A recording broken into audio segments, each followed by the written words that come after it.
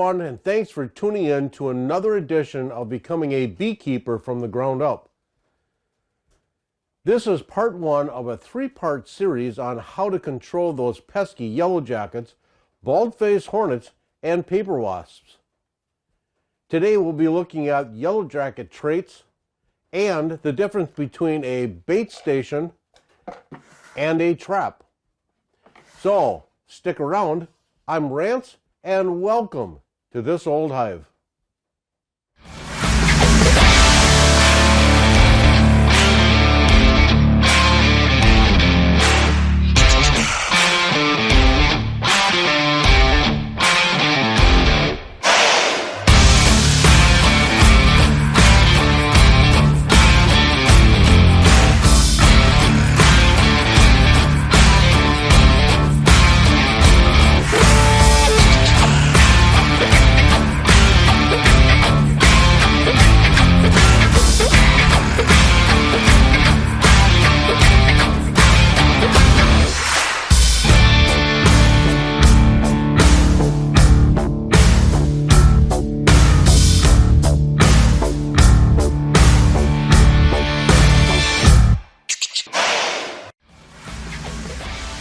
Hey, welcome back, and thanks for tuning in today. One of the most frequent questions I get asked, especially during the fall of the year, is why do I need to control yellow jackets? I don't see them anywhere near my hives. Why do I need to control them? So let's take another look at the opening video.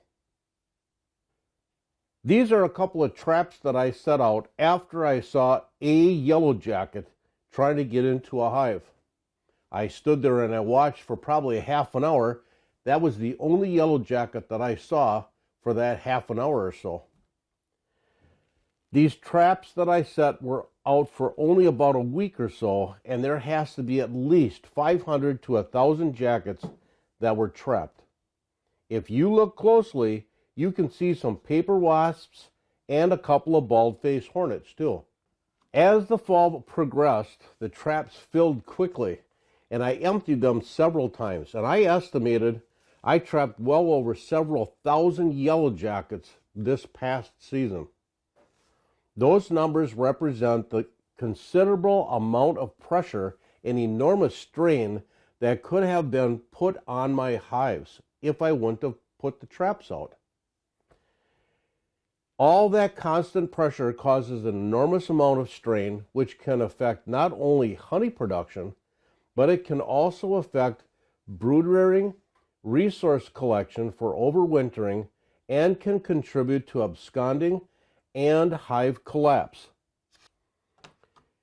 Yellow jackets are very smart. Their constant presence around the hive gains the colony's confidence, and they start to coincide inside the hive. It only takes a few yellow jackets to coexist with the colony, and then they start to come and go as they please, robbing the resources faster than the bees can bring it in. Once the robbing starts, it can escalate quickly. Chemical trails are left for the other raiders to find their way into the hives.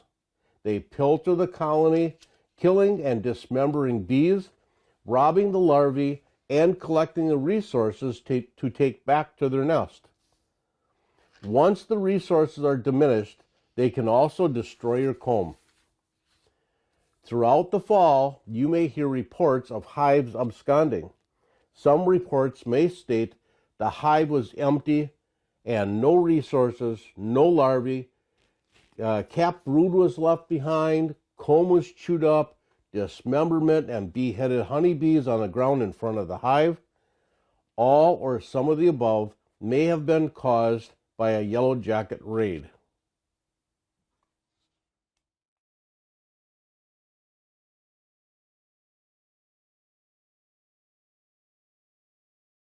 Well, first of all, let's define the difference between a trap and a bait station. This happens to be a trap. And as you can see, it has entrances in it. You put your bait, such as syrup, a very, very low content syrup that contains apple juice, pear juice, a little bit of apple cider vinegar, and a very small amount of sugar and a little bit of water. That is a good attractant to attract your yellow jackets. Now the apple cider vinegar deters the honeybees. They really do not like that. And there's other things that you can do to make sure that the honeybees don't get in here when you're trying to trap the yellow jackets. Okay, so this is a trap. Now, this is a bait station. Okay, let me see if I can zoom in on that. Okay, this is a bait station. This is where you put the same solution that you would put into from a trap, with the exception is now you are introducing a pesticide, such as ant and roach killer or fipronil. So now, when the yellow jackets come along, they land on these dowels, go down, feed, and then they come back and they fly back to the nest, feed the young, feed the queen, and then the nest eventually dies. Usually only takes a week or two, and you don't have many for yellow jackets flying around. So this is one form of trap with a liquid bait, all right? So then there are several other ones that I have tried out and made, which work well. And let me get this zoomed back out here again. All right, now, this is a DIY project that you can do. And this consists of an eyelet that you can hang it up. This plate you can buy at Walmart. It has a 1/2-inch hardware cloth, 2 circles. You can make it square. You can any ways that you want. It's got a hole drilled in the bottom. That hole is the same size as a cap like this, and that cap is what you're going to be using for putting in your bait. And so this has a door on it. You want to make a door so you can open this up and then put your container of bait inside. The reason for this is because you want to keep, reason for the hardware cloth is that you want to keep out, your birds and other things that might get into the poison. Generally, that pesticide is only works on bees and insects. So generally, you really don't have any problem with that. But I would do it. I would make sure that you get the 1/2-inch hardware cloth on here, and that'll protect anything else from getting in there, especially if you use grape jelly. And we'll get to that grape jelly thing a little bit later in the video. Here's an interesting one that I built. I got into one of my moods that I wanted I wanted to build a really nice trap, a really nice bait station actually. And so I did a kind of fandandancy, and it works great. So this is a different type of bait station. What is the bait station? What is the bait for the bait station? You have your liquids, okay, for these two. This bait station is actually designed for meat, fish, chicken. Some people use canned cat food or whatever works. You have to experiment to find out what works in your area. I've experimented with a lot of different ones. I did not have good results with cat food, nor with albacore, canned albacore, tuna, chicken. I have not had good results with those at all. I did have good results, though, with white bass, sheep's head, and chicken, raw chicken, chicken fat. They love chicken fat. So then what you do is you grind it all up and get it so that they can take chunks back to the nest, and you put your pesticides in, and I will give you all the information on this later on in the video. You put your pesticides in, such as the boric acid or the fipronil. They come in, take a chunk of that meat out, fly back to the nest, and feed the colony, and the colony dies. And so the difference between your traps, you're trapping them inside, can't get out. The bait station allows them to come in, they can fly back out, and both of these take the pesticide back and kill the nest. All right, with that said and done, so there is another trap that I wanted to show you. And this trap here is a Fairmon trap. And we'll get her zoomed in here. Come on, baby. We'll get her zoomed in here. Anyways, this is a Fairmon trap. And this thing works very, very, very well. I have half a dozen of these that I set out. And it has a pheromone in there for breeding, and it attracts yellow jackets, it attracts the drones and the queens to this trap and traps the queens in here. Now, I trapped over 50 of them last year, and I leave this up all year long.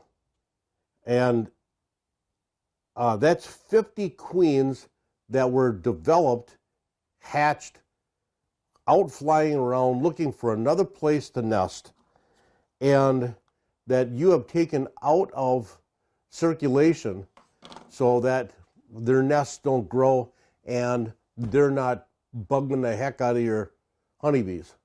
Now, when should I put out traps and bait stations?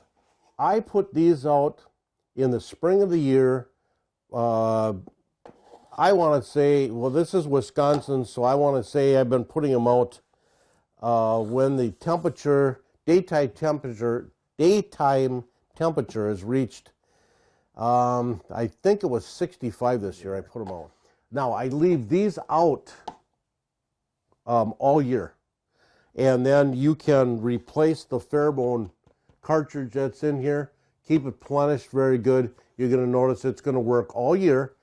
The reason why you leave it out all year is because each nest is constantly making queens, and they're constantly hatching, constantly going out foraging for food, and getting mated, and then starting their own nests.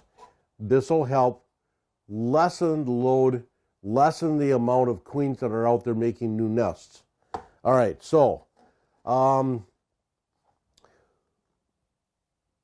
when do I put out, when do we put the meat traps out? I want to say like the second week in June. This generally is set out at the time that the yellow jackets are at your picnic tables, starting to bug the daylights out of you at your picnic tables. Or if you're a fisherman and you get into that spring white bass on Wolf and the Fox River here in the Fox River Valley in Wisconsin, that's a good time to start putting these out when the white bass runs, and before Mother's Day. You can start then. Generally during the summer, I leave them out most of the summer, replenishing them. And then when they get less effective, when everything starts to dry up, then I discard the bait, clean them up, put them away for the year. When do I put out the traps? I don't start putting my traps out until I put honey supers on, because yellow jackets are not interested up to a certain point in carbohydrates. They are more bound to go to proteins such as the fish, the chicken, other meats. I've already put pork fat out, and they've gone on pork fat. And so I don't, maybe even midway through the honey flow, then I start putting out my traps. There are many species of yellow jackets, but we're talking types of yellow jackets. We're talking an in-ground type of yellow jacket where they make their nest in the ground. And then we're talking about the yellow jackets that are above ground that make their nest in wood piles, crevices in trees. They even make paper nests. Those are above ground. You're gonna set different traps for those. This trap right here happens to be for the ground yellow jackets. The reason why is because the ground yellow jackets, and if you watch carefully during the time, especially during the dearth, watch the ground to see if you see anything hovering on the ground, and watch and make sure though that it's not a mining bee or something like that. And mining bees don't go in here, by the way. I've never caught a mining bee. So you want to make sure that they're yellow jackets that are flying around on the ground. They actually are searching for food on the ground, such as insects, etc., etc. Once they turn to carbohydrates, though, they're going to go into this, and I'm going to show you a couple of photos in our videos in just a couple of seconds here. So this is a ground trap. This has a handle on it. I have wooden benches for my hives.